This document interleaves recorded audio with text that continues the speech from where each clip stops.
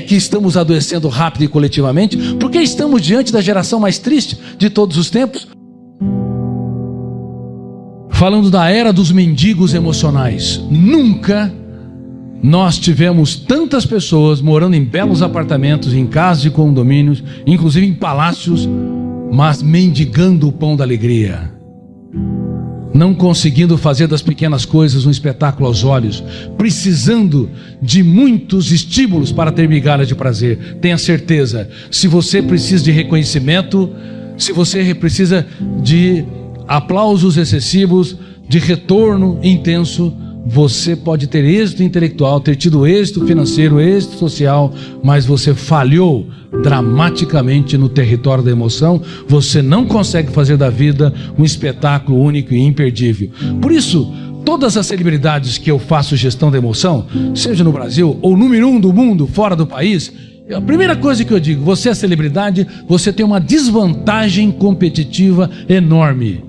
Porque você, sem perceber, acionou um fenômeno ligado à construção de pensamentos que não foi estudado pelos grandes pensadores, mas está na base do psiquismo humano, chamado psicoadaptação. Psicoadaptação é a incapacidade da emoção humana sentir prazer ou dor diante da exposição de um mesmo estímulo. Por exemplo, uma pessoa comprou uma Ferrari, pagou mais de R$1 milhão, se sente bem, animado, alegre.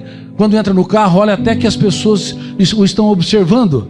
Mas depois de 3 meses, esse fenômeno inconsciente, insidioso, diminui os prazeres, o encantamento.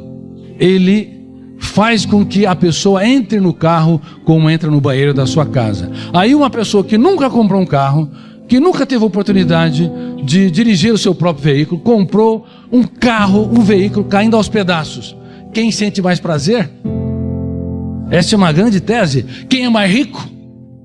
O que tem a Ferrari ou aquele que não se psicoadaptou ainda e sente que teve êxito porque comprou o seu primeiro veículo? A emoção, senhoras e senhores, nós não sabíamos disso. A emoção é democrática. Ter não é ser. Quem tem $1 bilhão não é 1 milhão de vezes mais rico do que quem tem $1.000. Depende da capacidade do eu, que representa a consciência crítica, a capacidade de escolha, a autonomia, a identidade básica de fazer muito do pouco. Se uma pessoa fazer muito do pouco, se ele abrir os olhos para enxergar em outras perspectivas o seu filho, sua esposa, sua empresa, os seus problemas, ele abre o leque da sua mente para desenvolver respostas inteligentes nas situações estressantes. Caso contrário, ele se psicoadapta, olha o mundo de maneira míope, porque abre um mínimo de janelas da memória ou de arquivos, consequentemente não acessa milhões de dados para dar respostas inteligentes nas situações estressantes.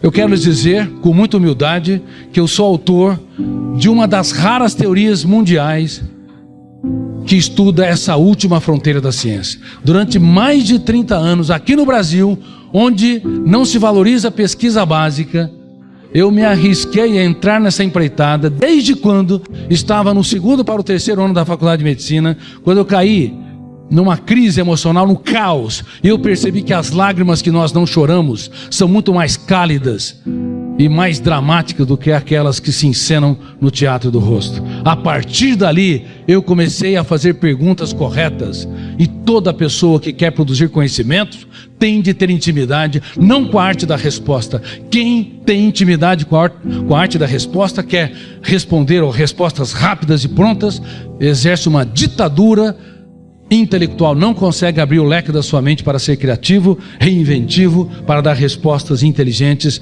nas situações estressantes. Bom, eu comecei a perguntar: o que penso? Por que penso? Por que não gerencio os meus pensamentos? O que é o pensamento? Por que eu acordo cansado, fatigado? Por que perdi o encanto pela vida? Eu que era uma pessoa sociável, atravessei o caos emocional, e eu comecei a escrever e reescrever, e foi um iluminar. Eu fiz a minha 2ª jornada, muito cedo, uma jornada para dentro de mim mesmo, a jornada do coração, em busca do mais importante endereço, o endereço que poucos encontraram, o endereço dentro de si mesmo. Aí comecei a escrever dezenas, centenas e depois milhares de páginas sobre o que é o pensamento, quais são os tipos de pensamento, qual que é a natureza dos pensamentos, por que nós podemos gerenciar e devemos gerenciar os pensamentos. Caso contrário, o veículo da mente humana é uma empresa que vai à bancarrota. Ninguém gosta de ir em velório.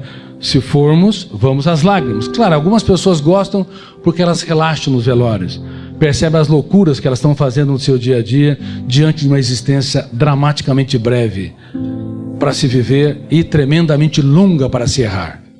Toda pessoa que sofre por antecipação está em débito dramático com a empresa chamada mente humana. E nós não sabíamos disso porque Freud não estudou, Jung, Adler, Piaget, Vygotsky, Schopenhauer, Kant, Sartre.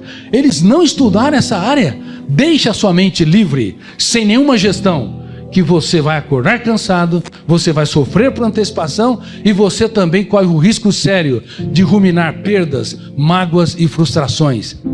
Quando vocês são convidados para entrar numa casa de alguém, vocês obviamente vão contemplar aquilo que tem de melhor, os quadros de pintura, vão contemplar os móveis, se há um jardim, as flores.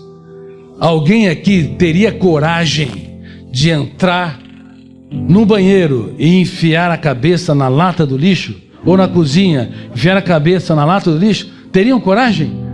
Mas o Homo sapiens, que não conheceu e não estudou a última fronteira da ciência, cujo eu é um péssimo piloto da aeronave mental, ele tende a ir na casa chamada personalidade humana e chafurdar na lama do lixo mágoas, perdas, frustrações, rejeições, humilhações e assim por diante. Então eu te pergunto, por que estamos adoecendo rápido e coletivamente? Por que estamos diante da geração mais triste de todos os tempos? Porque nós não trabalhamos as habilidades mais importantes para o eu ser gestor da mente humana.